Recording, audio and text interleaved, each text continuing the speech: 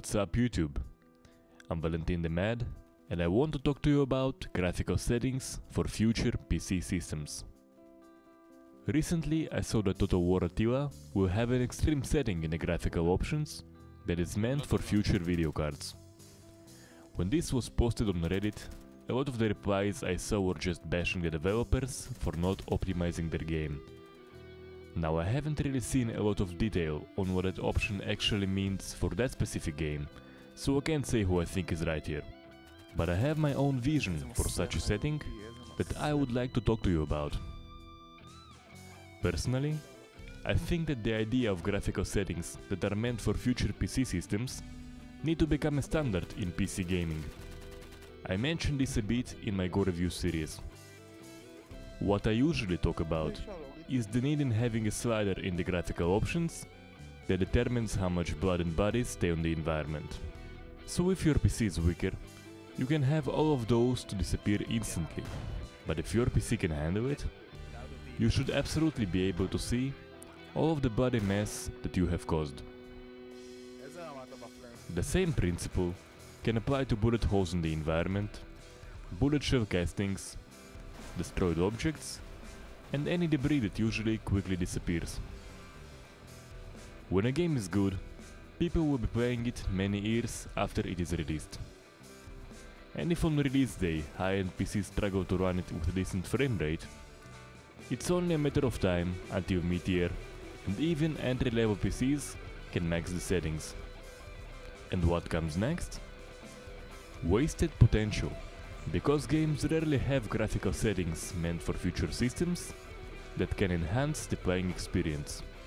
Sure, sometimes we have mods that do this exact thing, and I'm actually using one right now for Fallout New Vegas. But mostly, there are no such mods.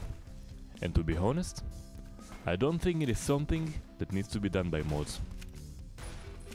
To illustrate my point, I'll take two games as an example of how the experience could be significantly enhanced if such graphical options existed.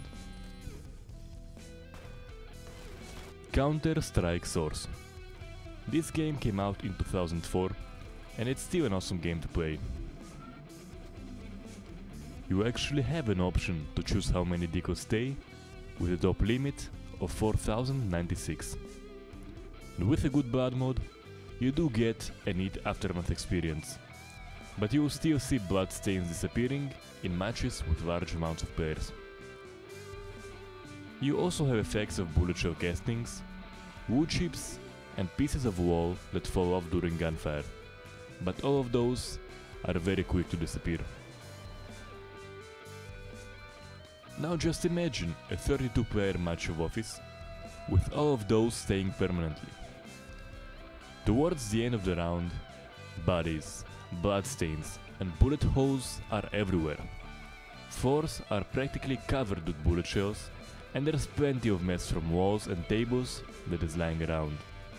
It may seem like small details, but this stuff really enhances immersion.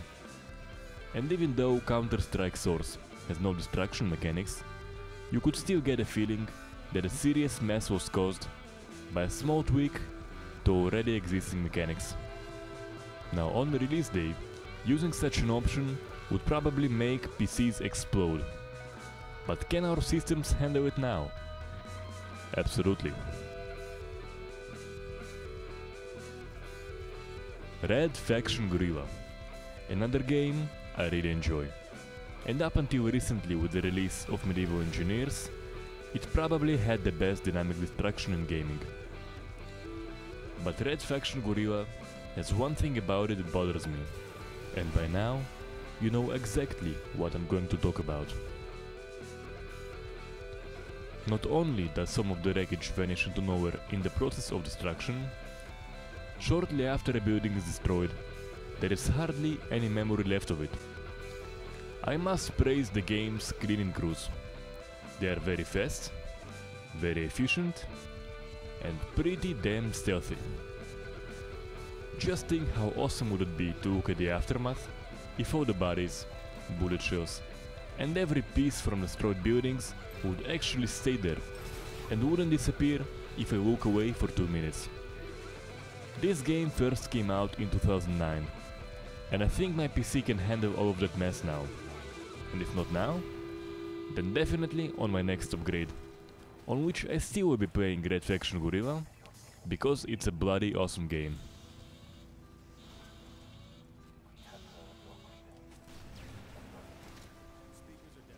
You can say that such settings would be like cranking up an amplifier to 11. In reality, it's not to crank up an amp to 11, it's just to enable 9 and 10. See, I feel that most of our amps are stuck at the moment at 8. Do you agree? Disagree? Let me know how you feel in the comment section. If you think what I said is important, share the video around. It might just reach game developers, and we might just see change. If you enjoyed watching the article, click the subscribe button. I got more of those on the way. Until next time.